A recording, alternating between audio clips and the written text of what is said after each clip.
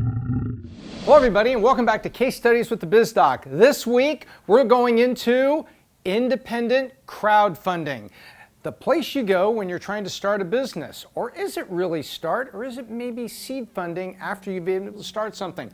We're going to go take a look at this and we're going to walk through it, the difference between Kickstarter and Indiegogo, what I think of it, and more importantly, this answers a question that's been coming up again and again. They're saying, hey, how do I get funded? Who do I go talk to? What should I do? Does crowdfunding work? Well, you know what? We're going to take a look at some of those questions here, and I hope this is helpful.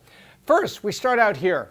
Regardless of what you hear about this, you don't do anything until you really have a product, and you're going to spend a lot of time thinking about it.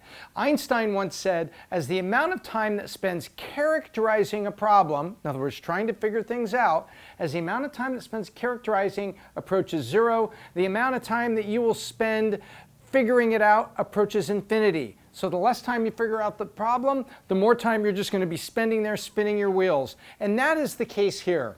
There's a lot of, let's start with the negative.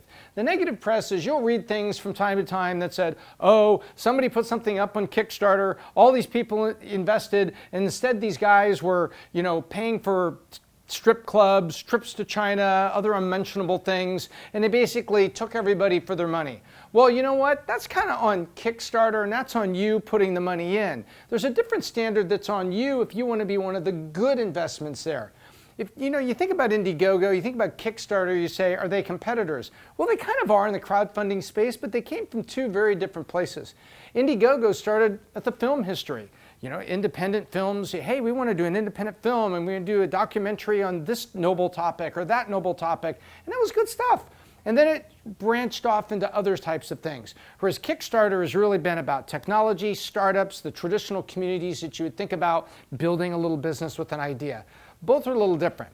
Nonetheless, you don't start here. You start bootstrapping, taking a few bucks on your own, and it doesn't have to be tens of thousands. It could be hundreds or a few thousand, but you take it and you research and you spend your time developing proof of what can be there. If it's a coding project, you get together with somebody who can help you code, and you put some things together, a few of your own bucks, you stand up a server, as we say, and you get things in motion.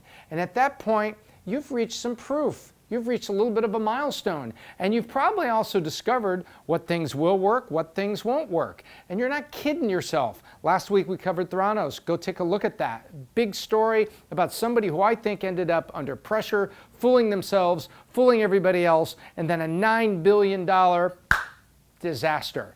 So here you come down and you have some validation. Now you have validation in hand. Again, a little bit of software. You've got it working. I think this could do. You probably made several adjustments. Now you're ready to refine that into a business presentation about where you're going from here. I've bootstrapped. I've got some validation. This is what I have found out. Now I do need $20,000, $30,000 to go from here to here. Boom. That's where I do believe crowdfunding plays a great role. And I happen to prefer Kickstarter over Indiegogo. If you prefer Indiegogo, I'm not hating on Indiegogo. I just think Kickstarter is a better platform for starting a business, specifically if it's maybe a light tech or a light product business, not a service business. That's where their focus is. They have a 35% success rate, meaning that the campaigns that run to fruition, according to stats we found, about 35%. But they are siloed. It's kind of difficult to integrate with all social media. So you're in a position where you really have to be your own promoter. And frankly, I think that's the way it should be. I think there should be some stress on you to find validation before you step into it, and also some stress on you. Can you really yourself pull together the people that are going to support your Kickstarter campaign? Because now you're validating your own passion, your ability to promote it, your ability to push it. And if you do it right, and these are simple, this should be common sense, but focus. What it is you're doing. Make a campaign that's under 30 days. You're not out there forever. This is a very set amount of time. And transparency gets a lot of attention from the micro investors that are here on Kickstarter. And what I mean by that is, here's my budget. Here is my timeline. Here is the validation I've got. This is not a 3D rendering of my product or my website or whatever service you built or product you built. This is it, and this is what we found, the good, the bad, the ugly, to start out with, and that's why I think $35,000 to go to the next milestone. You know what's really interesting? A friend of mine, his daughter built a board game around the popular Nancy Drew series. And for those of you that don't know, Nancy Drew has been, over the years, this kind of popularity's gone up and down, but it's a female character in a book that's really great for kids from like 3rd to 7th grade. Very intriguing, a lot of strength to it in terms of solid storyline. And she made a board game that was loosely around the Nancy Drew detective. And she put it all together. She built a little prototype and they did a campaign, and I happily supported her because they said this: you will get one of the first games made if we get this much money and we can make the first 100. Well, I said, well, that's pretty cool. In other words, if I gave at least $200, then I could get one of those first 100 games. So you're providing benefits to people that also validate it.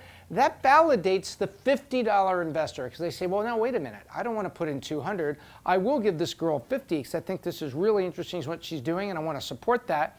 But I can see if I gave 200, I'd get a game. That's additional proof that this is real. So when you put it all together, validation and then transparency and offering more validation is that way to have a really successful, outcome. You move over and you look at Indiegogo, they say they only have about a 17.5% success rate. But I don't think this is apples and apples. They say they're more flexible, social, and they come from the film history. Arguably, you probably could do either one. I just think, in my opinion only, not hating on them, I think Kickstarter is a better platform. So now you've gone from bootstrap, early validation, now you have a successful campaign and you got $40,000, $50,000 perhaps to work with and reach that first milestone. Where do you go next? Well, I'll tell you where you go next. That leads to the traditional path. So many people say, how do I make a perfect business plan that I could get into a venture capitalist and get money? How do I make that look right? What should I do? And I'm like, time out, time out, time out. You don't walk in with a piece of paper that says, I've never been part of a startup. I haven't done anything yet. I'm sitting here at my Harvard class. I'm ready to drop out and I want to build something. Remember, Facebook started when they were basically making, a face sharing or hot or not assessment in a dorm room. And they built algorithms. So before they had any money, they actually built something. So before you come back again, sending in comments with, what do I do? How do I make a business plan and go talk to venture capitalists? When you haven't done anything yet, think about this.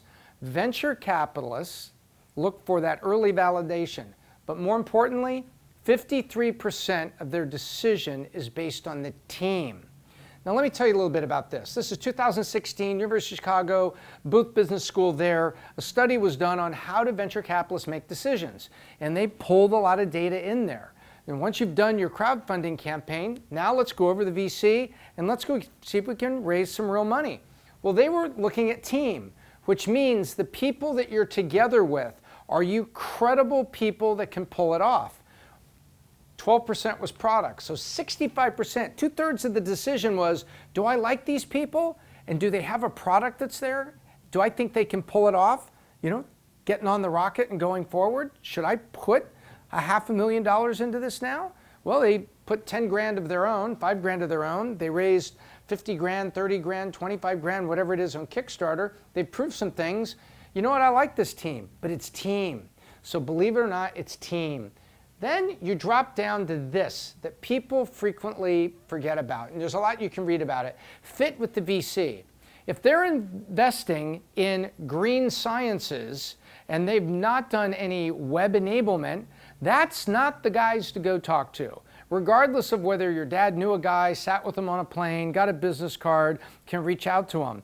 Just because they're a venture capitalist and have money doesn't mean they're going to invest in your sector. So this may only be 13, but it's a huge knockout factor. Finally, look how market, industry, and biz model come together. That's got nothing to do with your team. It's got to do with product. But you know what it has everything to do with? Research and time you spent proving where you're going to be selling this and doing the research on it. This all feeds together. And when I look at pitches, and if you want me to look at your pitch, send it in the comments. I'll give you an email address and I will look at your pitch. But I will look at it after you can tell me two things. How much time and research and personal bootstrap have you spent, even if it's only $500? What evidence do you have that you think it's going to work? If you'll do that, I'll look at your business plan. I'm glad to help. This is where you'll end up. And this is the lens you'll look through, at least according to the research from University of Chicago in 2016 at Booth. But I'll tell you, you know what my experience is? That's absolutely correct. That early validation, some traction with the product, and a team that they look at, are these people able to pull it off? Do I believe in these people? Structured, focused thinkers that are just giving it up for their company and for the product they're trying to do, with a lot of maniacal focus on solving the problem they're talking about. Focus, focus, focus on the market, on the product quality, everything like that. They're not scattered. We are doing this. I hope that was helpful explaining how you can use crowdfunding, but what I think is a milestone that you need to achieve first, and my personal preference on which crowdfunding that I would choose, and it would be Kickstarter. So, the pillow. So thank you very much for watching this week. Please subscribe to Valuetainment, the best channel on the internet for entrepreneurial content and how-to videos. Until next time, I'm Tom Ellsworth, and I hope I left you better than I found you. Oh, wait. People want to know what's coming up. What's coming up is this. It says, we're going to gamble on the next topics. And what I mean by that is we're going to have full tilt poker, and I'm going to do a deep dive on that one. And then I'm going to look at a comparison between DraftKings and FanDuel and what's happened with your sport gambling, where it is, where it's come from, and where I think it's going. So we will see you next week.